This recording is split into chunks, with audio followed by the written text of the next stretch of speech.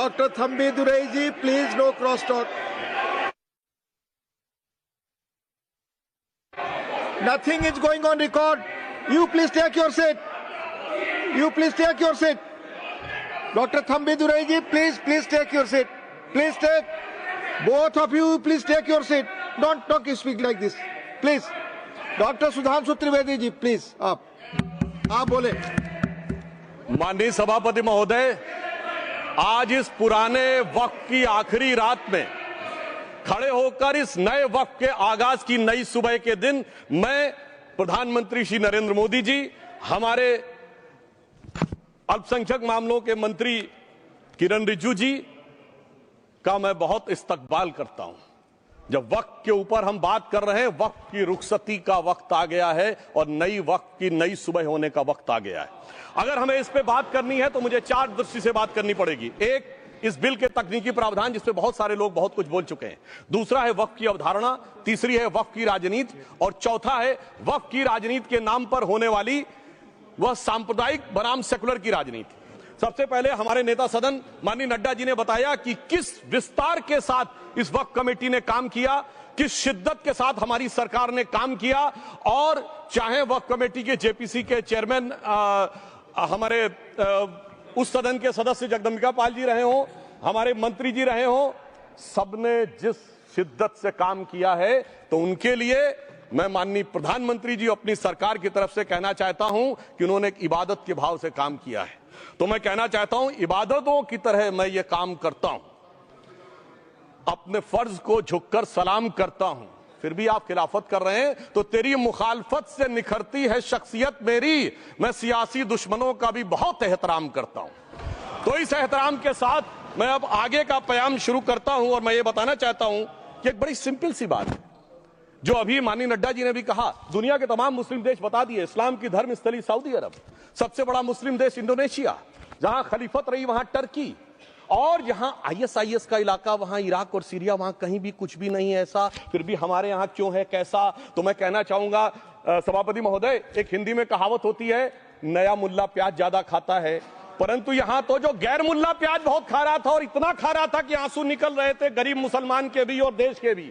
इसलिए मैं कहना चाहता हूं सभापति महोदय, अगर छोड़ दीजिए भारत की बात करिए तो क्या ऐसी कोई शक्ति सिखों के पास है, ईसाइयों के पास है, यहूदियों के पास है, पारसियों के पास है? नहीं है। छोड़ दीजिए, इस्लाम के अंदर आइए। अगर इतना भाईचारा है तो ये सुन्नी वक्फ बोर्ड और शिया वक्फ बोर्ड अलग क्यों है मेरे भाई? जमीन पे एक दूसरे पे एतबार नहीं है, सिर्फ सियासत के लिए साथ में आने की बात है। ये भी जरा सोचने की बात है। और जो अकलियतों में भी अकलियत है, आगा खानी है, बाकी है, जो बोहरा है, उनकी तो कोई गिनती नहीं है। हमारी सरकार ने पहली बार मुस्लिम समाज के अंदर भी ईमानदारी से सबको समान प्रतिनिधित्व देते हुए एक नई सुबह के नए वक्त का आगाज किया है। इसके लिए मैं सरकार को बधाई देना चाहता हूं। और सिर्फ ऐसा ही नहीं है, मुस्लिम समाज के अनेक लोग इस प्रकार के नियमों से बहुत प्रभावित हुए और बहुत प्रताड़ित हुए, जिसके अनेक उदाहरण बहुत लोगों ने बताए होंगे। मोहम्मडन एजुकेशन सोसाइटी कोल्हापुर का केस है, ईदगाह मैदान हुबली का केस है, जिसको सुप्रीम कोर्ट ने साफ साफ उसको हुबली धारवाड़ म्युनिसिपल कॉर्पोरेशन को वापस कर दिया।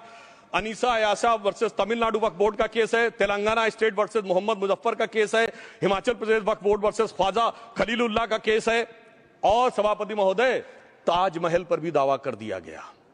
अब तो मैं पूछना चाहता हूं, और सुप्रीम कोर्ट ने अपने जजमेंट में कहा कि भाई शाहजहां के जमाने का लिखा फरमान लेके आइए, तब हम मानेंगे कि इस पे कोई दावा है या नहीं। आप सोचिए कि अगर ये वक्त का कानून इसी ढंग से चला होता तो क्या होता। अभी हमारे जॉन ब्रिटास जी और मनोज झा जी ने बहुत सारी बातें बोली थी। एक प्यास की बात बोली थी, उन्होंने उड़ीसा के ग्राहम स्टोन्स का जिक्र किया था, तो उसमें तो कांग्रेस की सरकार सीबीआई की इंक्वायरी नहीं कर पाई थी। मगर जब ताजमहल का उल्लेख आता है सभापति महोदय, तो एक प्यास मुझे याद आ जाती है। जब शाहजहां जेल में था और दूर से उस ताजमहल को देखता था और उसे सिर्फ एक सुराही पानी मिलता था और उसने औरंगजेब से कहा एक सुराही पानी और भिजवा दो, तो जानते उसने मना कर दिया। तो दुखी होकर शाहजहां ने फारसी में लिखा, ए पिसर तू अजब मुसलमानी, जे पिदरे जिंदा आप तरसानी, आफरीन हिंदुआन सदबार, जे देहंद पिदरावा मुर्दा देवम आप। मतलब तू कैसा मुसलमान है जो जिंदा बाप को पानी के लिए तरसा रहा है? तुझसे तो आफरीन 100 बार उन हिंदुओं को है जो पितृपक्ष में मरे हुए बाप को भी पानी देते हैं। और सभापति महोदय, मैं बताना चाहता हूं कि ये हमने ईमानदारी से मुस्लिम समाज के कल्याण के लिए बात की है, क्योंकि एक तरफ खड़ा हुआ है ईमानदार मुसलमान जो शराफत के साथ ईमान को गले से लगाए हुए हैं, और दूसरी तरफ कुछ चंद सरमाएदार हैं जो उस अमानत में खयानत करके शरारत के साथ उसके झंडा बरदार बनना चाहते हैं। तो ये मुकाबला किसके बीच में है? ये शराफत अली और शरारत खान के बीच में मुकाबला है। हमारी सरकार शराफत अली के साथ खड़ी है, हमारी गरीब मुस्लिम के साथ खड़ी है। ये गरीबों गुर्बत वाले गुर्बत अली और सरमाएदार वाले गाजी खान के बीच का इलाका है। मगर मैं कहना चाहता हूं महोदय, एक बात मैं बहुत स्पष्ट रूप से कहना चाहूंगा, इन जरूरतमंद मुसलमानों की लड़ाई के लिए मैं कह सकता हूं कि ये गरीब मुसलमानों के दिल की कसक और कट्टरपंथी वोट के ठेकेदारों के मन की ठसक के बीच में हमारी सरकार ने उस कसक का साथ दिया है, जिसके लिए मैं मानता हूं गरीब और पसमानदा मुसलमान निश्चित रूप से उनका आभारी होगा।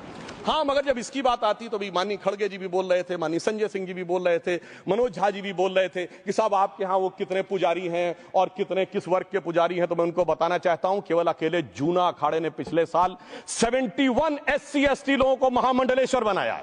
अरे आपको हमारे सदन में बैठे हुए बाल योगी उमेश नाथ जी नहीं दिखते? वैसे तो कहा जाता है जात ना पूछो साधु की, मगर मैं बताना चाहता हूं विश्व हिंदू परिषद के 50,000 से अधिक पुजारी ट्राइबल्स में जो शेड्यूल कास्ट है जो काम कर रहे हैं। मगर मैं हद अदब से पूछना चाहता हूं, बताइए मुल्ला मौलवी मुफ्ती मुकर्रम बारी हाफिज में से कितने पसमंदा हैं? उसमें कितने जुलाहा अंसारी घोसी बताइए मिरासी कितने हैं? बाकी छोड़िए, पसंदला बोर्ड में है क्या? अरे वक्फ बोर्ड में है क्या? इसीलिए मैं कहता हूं खुद मियां फजीहत दूसरों को नसीहत। अगर ईमानदारी से बात करनी है तो उस पर आगे। मगर मैं एक बात और कहना चाहूंगा कि हमारी जो सरकार ने नाम दिया है, इसको उम्मीद नाम दिया है, और ये उम्मीद है किसके लिए? उस ईमानदार मुसलमान के लिए और देश के हर खास व आम के लिए ये उम्मीद है। मगर सभापति महोदय, कुछ लोग वो हैं जो उम्मा का ख्वाब पाले हुए थे। उम्मा शायद हमारे बहुत से लोग समझते हो ना समझते हो, पूरी एक एंटायर जो इस्लामिक खलीफत और राज होता है उसको उम्मा कहते हैं। उम्मीद वालों को तो उम्मीद की नई रोशनी दिख रही है, उम्मा वालों की उम्मीद पे पानी फिर रहा है। तो ये उम्मीद और उम्मा के बीच का भी मामला है। परंतु मैं ये भी कहना चाहूंगा सभापति महोदय, इसके बाद सिर्फ ऐसा ही नहीं था, प्रॉपर्टीज के ऊपर, तमाम सरकारी प्रॉपर्टीज पे जिसपे बहुत डिटेल में हमारे साथी लोग गए, मैं डिटेल में नहीं जाना चाहता। भोपाल का विषय, हैदराबाद का विषय, मुंबई का है, लखनऊ का है, पटना का है, बहुत प्रकार से है। माननीय लालू प्रसाद यादव जी का विषय जब बताया गया था तो बहुत ज्यादा हमारे मनोज झा जी बोल रहे थे, तो अब मैं उसके डिटेल में नहीं जाना चाहता हूं। सबने वो वीडियो देखा है, बस एक लाइन में उनके लिए कहना चाहूंगा, वो कुछ भी बोल रहे, जिसे कहते हैं बिगड़ी बात बने नहीं, लाख करो किनकोए, रहीमन बिगड़े दूध को मथे न माखन होए। अब जो बोलना था वो बोल चुके, सबके सामने वो आ चुका। अब एक बात और है, दूसरे धर्म स्थलों के बारे में विषय आता है, तो मैं याद दिलाना चाहता हूं केरला के कैथोलिक चर्च ने 31 मार्च 2025 को जो लिखा, सिर्फ उसकी लास्ट की 2 लाइन बोलना चाहता हूं। We request the central government to get the amendment bill passed as early as possible so that the tears of thousands of suffering people in the place like Munambam can be wiped out only by a legal amendment that can provide a permanent solution to their suffering.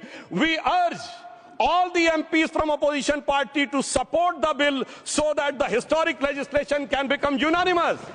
मगर सभापति महोदय, ये अल्पसंख्यकों की बात करने वाले जब अल्पसंख्यक की बात आती तराजू पे तोलते हैं, किसका वेट ज्यादा है, किसकी धमक ज्यादा है, किसकी खनक ज्यादा है, फिर तय करते हैं कि माइनॉरिटी के साथ आना है, किस माइनॉरिटी के साथ नहीं आना है। और मैं एक और बात कहना चाहता हूं, तमिलनाडु के तिरुचेरी मंदिर की बात आई, यमुनानगर में गुरुद्वारे की बात आई, केरल में क्रिश्चियन कम्युनिटी की जमीन की बात आई।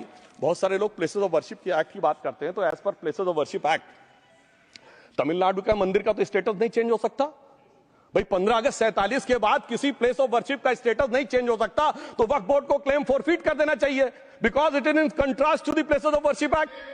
परंतु अब सुनिए, यही गुरुद्वारे के बारे में भी होना चाहिए। मगर सभापति महोदय, चाहे वक्फ बोर्ड का एक्ट हो, चाहे प्लेसेस ऑफ वर्शिप एक्ट हो, एक ही को फायदा होना है, जिसे कहावत में कहते हैं खरबूजा छुरी पर गिरे या छुरी खरबूजे पे गिरे, आखिर में कटना भगवे रंग के खरबूजे को ही होता है। अब मैं यह भी बताना चाहता हूं कि इन संपत्तियों के द्वारा जो कुछ हुआ, उन्होंने इतनी चीजों को लिया है, इतनी चीजों को लिया है। एक पुराना उर्दू का शेर है कि मिटे नामियों के निशान कैसे कैसे और ये जमीन खा गई आसमां कैसे कैसे। इस जमीन ने कैसे कैसे लोगों को अपने में समा लिया, इसकी तमाम तारीख गवाह है। अगर मैं इसमें बहुत डिटेल में जाऊंगा तो सदन का बहुत सारा वक्त जाएगा, परंतु मैं एक बात ये कहना चाहता हूं कि जब इतना ज्यादा आगे बढ़ गया तो फिर कोर्ट ने आगे इंटरवेंशन करना शुरू किया। मैं डिटेल में नहीं जाना चाहता हूं। अभी कार्तिकेय शर्मा जी ने बहुतों ने बोला सैयद फैसल का case versus union of government, Allahabad high court के केस को कहा, मगर Bashir versus state of West Bengal case में उन्होंने बहुत क्लियर कट कहा है कि waqf is not a religious denomination in accordance with the Article 26 of the Constitution, so the matter relating to the restricting the economic, financial, political and other sectoral activities that may be associated with religious practice under Article 25(2)(a) of the Constitution can be regulated by the state. तो मुझे लगता है अब इसके बाद कोई किंतु परंतु का स्कोप नहीं रह जाना चाहिए। परंतु उसके बाद भी सभापति महोदय जो कानून को न माने, जो कहे संविधान को नहीं मानेंगे और जो ये कहे कि साहब अदालत के आदेश को भी नहीं मानेंगे, तो फिर इसका मतलब उसके मन में तो एक ऐसी बादशाही आ गई है। इसके लिए मुझे सभापति महोदय वो पुरानी वाली फिल्म अगर लोगों को याद हो तो मुगले आजम का वो सीन याद आता है कि जब अकबर ने अनारकली को कैद कर लिया तो सलीम कहता है जब्त मैं करूं जिसकी की जमीन वीरान हो गई है, जब्त वो न करे जिनके सिर्फ शौक के बाद चाहत को ठेस पहुंची है। ये जिल्ले इलाही की बादशाही नहीं बल्कि खुदाई है। मैं कहना चाहता हूं जो संविधान को न माने, कानून का न माने, इसका मतलब वो अपनी खुदाई में जी रहा है। तो ये वो लोग हैं। और वैसे मैं सभापति महोदय खुदाई से आजकल बहुत से लोगों को डर लगता है, क्योंकि जहां जहां खुदा है वहां वहां भगवान है, जहां जहां खुदा है वहां वहां भगवान है। बाकी आप सब बहुत बुद्धिमान हैं। अब मैं ये भी बात कहना चाहता हूं, और वैसे आखिर में उस अनारकली को कैद से छुड़ाने के लिए सलीम का एक हिंदू साथी दुर्जन सिंह ही आया था। मैं कह सकता हूं कि वक्फ की इस मुकद्दस जमीन को अगर कैद करके रखा है तो उन चंद लोगों ने जिनके दिमाग आज भी उन चीजों में भरे हुए हैं कि कोई समझता हम तो किसी जमाने में हुक्मरान वक्त थे, कोई कहता हुजूर नवाब थे, कोई कहता बादशाह आलमगीर थे, कोई कहता है बादशाह गाजी जिंदा पीर थे। तो नदीमुल हक साहब ने जो बोला था ना, किसी के बाप का हिंदुस्तान थोड़ी है, बिल्कुल मैं कहना चाहता हूं जिन्होंने इस देश के लिए खून बहाया उनके बाप का हिंदुस्तान है, उस गरीब मुस्लिम कारीगर के बाप का हिंदुस्तान है। पर जो ये कहते हैं कि आगरे का लाल किला किसके बाप ने बनवाया, आगरे का किला किसके बाप ने बनवाया, दिल्ली का किला किसके बाप ने बनवाया, हैदराबाद का चार मीनार किसके बाप ने बनवाया, उसके बाप का यह हिंदुस्तान नहीं है। और उसके बाद भी जो आप करना चाहते हैं, अगर इस रास्ते में आप कांटे बिछाना चाहते हैं, तो उनके लिए एक लाइन कहना चाहता हूं सभापति महोदय, तेरी तमन्ना है पर हम खार न बोने देंगे, खार कांटों को कहते हैं, तेरी तमन्ना है पर हम खार न बोने देंगे, तुझे हम राह की दीवार न होने देंगे, तू सबको रौंद कर आगे जो निकलना चाहे हम तेरी इतनी भी रफ्तार न होने देंगे। और इसीलिए हमारी सरकार ने इस विषय के ऊपर एक सही और सटीक प्रयोग करने का प्रयास किया है। मैं दूसरी बात यह भी बताना चाहता हूं, हमारे डीएमके के तिरुचि शिवाजी ने अनायास अकारण यह बात बोली थी कि उस समय जब जिन्ना का उल्लेख करते हुए उन्होंने कहा कि पार्टीशन के समय, तो मैं उनके सुलभ संज्ञान के लिए बता देता हूं, 1946 की कॉन्स्टिट्यूएंट असेंबली में मद्रास प्रेसिडेंसी में 30 आउट ऑफ 30 सीट जो थी वो मुस्लिम लीग ने जीती थी विद 95% ऑफ वोट्स, और एक भी मुस्लिम वहां के बाद बाहर नहीं गया। इसलिए मैं ईमानदारी से कहना चाहता हूं फैक्ट को समझिए। और जो मद्रास प्रेसिडेंसी के मुस्लिम लीग के अध्यक्ष थे और पीजे पोकर साहब बहादुर और मोहम्मद इस्माइल, वही बाद में इंडियन यूनियन मुस्लिम लीग के अध्यक्ष बने, और उन्होंने 28 अगस्त 1947 को सेपरेट इलेक्टोरेट मांगे, जो कोई जाके कॉन्स्टिट्यूएंट असेंबली की डिबेट में पार्लियामेंट किया। आप वेबसाइट पे पेज नंबर 270 पे जाके पढ़ लीजिएगा। सरदार पटेल ने बड़े गुस्से में इस बात को कहा, अब जो हो गया सो हो गया, एक रात में दिल नहीं बदल गया, मगर अब देश के लिए कैसे आगे बढ़ना है उसके लिए ईमानदारी से आगे आओ। और खैर मैं अंबेडकर जी और पटेल जी के बहुत सारे वो कोट कर सकता हूं, सारी बातों को छोड़िए, मगर अफसोस की बात यह है सर कि अभी मनोज झा जी ने बोला था हम में से कोई शक है, कोई हूण है और ये करिए। अरे भैया जमाने चले गए, अब जेनेटिक सीक्वेंसिंग का जमाना आ गया है। और जेनेटिक सीक्वेंसिंग ने क्या प्रूव किया है, दुनिया के सबसे बड़े मुस्लिम देश इंडोनेशिया के राष्ट्रपति आए थे और राष्ट्रपति भवन में उन्होंने डिनर के दौरान कहा कि few weeks back I got my genetic sequencing done and I was told that I am an Indian GDNA. अरे साहब कहां गुलामी की मानसिकता में पड़े हुए हैं सभापति महोदय। और यहां गुलामी की मानसिकता इस कदर पैबस्त है लोगों के दिमागों में, किसी सदन के एक सदस्य यहां विराजमान है, वो उस समय महाराणा सांगा का उल्लेख कर दिए मैं ईमानदारी से कहता हूं, एक भी इंडियन सोर्स में इसका उल्लेख नहीं है। सारे के सारे फॉरेनर्स और लुटेरों के सोर्स में उल्लेख है। इसीलिए मैं कहता हूं, ये गुलामी के जिन्होंने गुलाम बनाया उनके सोर्सेस पे यकीन ना करिए। और वैसे थोड़ा सा आउट ऑफ कॉन्टेक्स्ट हो तो ये भी बोल दूं, हमारे सदन के बहुत सदस्यों को नहीं पता होगा, अलेक्जेंडर के आक्रमण का किसी भारतीय सोर्स में कोई उल्लेख नहीं है। पोरस नाम के किसी राजा का उल्लेख नहीं है, सिर्फ और सिर्फ ग्रीक में है। इसलिए गुलामी की मानसिकता से बाहर निकलिए, तब इन चीजों को आप सही ढंग से समझने में सफल होंगे। मेरा अब यह भी अनुरोध अपने सदस्यों के साथ है। वक्त की अवधारणा के बारे में बहुत कुछ बोला जा चुका है कि ये ओरिजिनली कहां से आया, पर मैं इतना कहना चाहूंगा, सबसे पहले वक्त का उल्लेख आता है जब ससनीड एम्पायर को खलीफा उमर ने कैप्चर किया, तो आज का जो सदर्न इराक है उसके इलाके को उन्होंने वक्फ डिक्लेयर किया और वो स्टेट के द्वारा कंट्रोल होता था। स्टेट के बारे में माननीय नड्डा जी ने अभी बताया कि बड़े बड़े देशों में किस ढंग से होता था। सर सैयद अहमद खान ने भी वक्फ को मूल इस्लाम का हिस्सा न मानते हुए इसके लिए मुजार शब्द कहा है, जो शरिया के अंतर्गत आता है, और इसी के लिए उन्होंने फतवा आलमगीरी को भी कोट किया था। और इसीलिए 1894 की जो प्रिवी काउंसिल का जजमेंट जो आया था वो वक्फ अल औलाद के खिलाफ आया था। मगर सभापति महोदय, 1906 में कलकत्ता कांग्रेस अधिवेशन में कांग्रेस ने प्रस्ताव पारित किया कि प्रिवी काउंसिल के जजमेंट में कुछ गलती है, इसे बदलना चाहिए। क्योंकि 1904 में जिन्ना कांग्रेस को ज्वाइन कर चुके थे, इसलिए मैं कहना चाहता हूं फिर 1913 में वो जजमेंट बदला गया। हमारे सदन के बहुत से सदस्यों ने इस सदन और दूसरे सदन में बोला है, मैं एक सेंटेंस बोलता हूं, लगेगा जैसे वही लोग बोल रहे हैं। वर्ड ये है, कोट है, since the bill was introduce to administer the Muslim law for मुसलमान्स, so the question of public policy does not arise. लगता है जैसे हमारे कोई सदस्य बोल रहा हूं। सर, ये मोहम्मद अली जिन्ना ने अप्रैल 1913 में he used this word while moving the report of the select committee to the imperial legislative council. Sir, 1913 से 2013 तक भाषा ही नहीं बदली और आज भी भाषा नहीं बदल रही है। हमें ईमानदारी से, और उस समय यूपी और बंगाल ने उसका विरोध किया था। आज यूपी और बंगाल के लोग किस तरीके से साथ में है वो पूरी तरीके से दिखाई पड़ता है। इसलिए हम ये कहना चाहते हैं, हाँ, एक प्रश्न बहुत उठाया जाता है कि केवल मुस्लिम ही वक्फ को क्यों दान दे सकता, ऐसा वक्फ बोर्ड में क्यों संशोधन किया गया। मैं ईमानदारी से कहना चाहता हूं, ऐसा नहीं कि मैं इस्लामिक मामलों का बहुत बड़ा आलिम फाजिल जानकार हूं, मगर इस्लाम में बहुत साफ मान्यता है कि जो गैर मुस्लिम है उसकी इबादत अल्लाह कबूल नहीं कर सकते, उसकी दुआ कबूल नहीं होगी तो दान कैसे कबूल होगा। साहब, हम इस्लामिक भावना का सम्मान कर रहे हैं। हमारे अल्पसंख्यक मंत्री गए थे तो वो मदीना में एक डेफिनेट लेवल तक जा सकते, उसके आगे नहीं जा सकते। अगर इबादत की इजाजत नहीं है तो साथ जायदाद की इजाजत कैसे हो सकती है। मुस्लिम भावना का सम्मान है, और अगर है तो कोई मुल्ला मौलवी मुफ्ती मुकर्रम बारी आज आके बता दे कि कबूल हो सकती है दुआ, तो हम दान भी कबूल करने के लिए तैयार हैं। और तो और छोड़िए साहब, जब आप कहते हैं कि हर चीज हलाल होनी चाहिए, तो साहब हलाल करने की प्रक्रिया नहीं, हलाल करने वाला भी मुस्लिम होना चाहिए, तब वो हलाल होता था। तो मैं पूछना चाहता हूं साहब, काटने के लिए तो हलाल होने के लिए मुस्लिम जरूरी है और बांटने के लिए बगैर मुस्लिम के भी हलाल होगा, ऐसा तो नहीं हो सकता। तो जो हमारी सरकार ने किया है वो मुस्लिम भावना के सम्मान के लिए किया है। और जहां तक मैं कहना चाहूंगा, हिंदू समाज के बारे में बात करते हैं, हमारे यहां कोई प्रॉब्लम नहीं है। हमारे यहां कोई ऐसा नहीं कि हज पे कोई गैर मुस्लिम नहीं जा सकता। हमारे देखिए कुंभ में 50 लाख विदेशी आए थे और किसी से नहीं कहा या कन्वर्ट हो जाओ।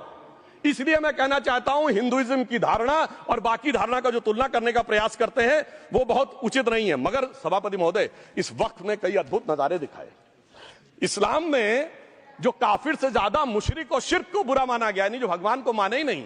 यहां देखिए वो लेफ्ट के लोग जो कहते धर्म एक अफीम है, वो आज खुदाई खिदमतगार बन के खड़े हो गए। सोचिए कैसा बदलाव आया है। और सर, मुझे एक और चीज नजर आती है। एक पुराना गीत था, वक्त ने किया क्या हसी सितम। तो आज मैं कहना चाहूंगा, वक्त ने किया क्या हसी सितम कि मुस्लिम लीग और शिवसेना मिलके हो गए हम।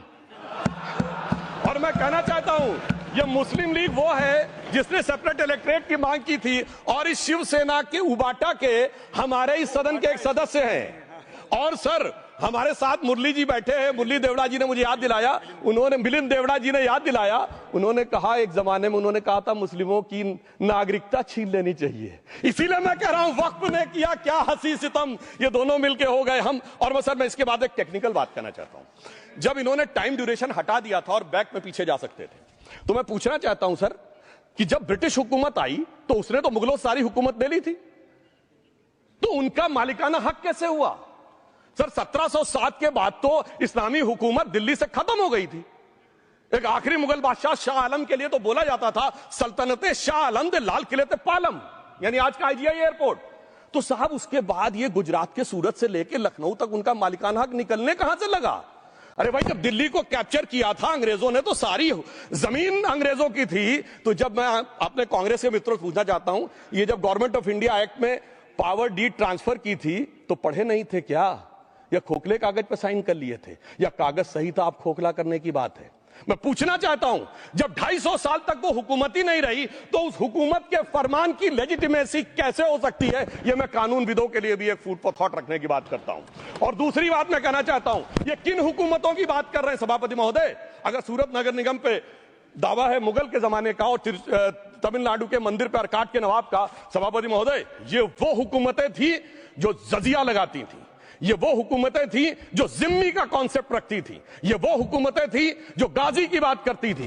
क्या भारत के संविधान में उन हुकूमतों के फरमान को सही मान्यता देना सही है? बिल्कुल गलत है। मैं कहता हूं, बाबा साहब अंबेडकर के संविधान में यदि आप ऐसी हुकूमतों के फरमान को रखने की कोशिश करते हैं तो this is fraud on constitution. और हमारी सरकार ने अगर बैक डेट से वो बंद किया है तो उस फ्रॉड को रोकने की पूरी व्यवस्था की है। और यहां पर मैं ये भी कहना चाहता हूं सभापति महोदय, जमींदारी उन्मूलन 1948 में हो गया, मगर ये बाद में जमींदार कैसे क्रिएट हो गए? हमने बचपन में विनोबा भावे, हम लोग के जन्म से बहुत पहले की बात है, विनोबा भावे जी के भूदान आंदोलन की बात सुनी थी, जिसमें जमींदारों से पैसा लेके जमीन लेके गरीबों को दी जाती थी। पर सभापति महोदय, कभी आपने सुना कि गरीबों की जमीन जमींदारों को मिल जाए? वो 2013 के बोर्ड ने वो व्यवस्था कर रखी थी। यानी वो भूदान आंदोलन था गांधी जी के शिष्य विनोबा जी का, तो आज के गांधियों के नेतृत्व में भू हड़प आंदोलन शुरू हो गया। अगर वो भूदान आंदोलन था तो ये भू हड़प आंदोलन था। इसलिए मैं एक और बात भी कहना चाहूंगा सभापति महोदय कि जिन हुकूमतों के फरमान की बात की जाती है, एक और फैक्ट है, इसको कोई अन्यथा ना ले, जितने मुस्लिम बादशाह अलाउद्दीन खिलजी के बाद उन्होंने बगदाद की खलीफा का खुतबा पढ़ा है। That is a foreign rule, it's on record. कैसे उसको भारत सरकार मान्यता दे सकती है? इसलिए मैं कहना चाहता हूं, जरा सा गौर से देखेंगे तो हकीकत आपके सामने आ जाएगी। और क्या कभी किसी ने कल्पना की, किसी क्रिश्चियन ने तो नहीं कहा कि इंडिया गेट हमारा है, गेटवे ऑफ इंडिया हमारा है, और चर्च नहीं सही फिर भी चर्च गेट हमारा है? तो फिर यह केवल किसी एक के दिमाग में क्यों आती है?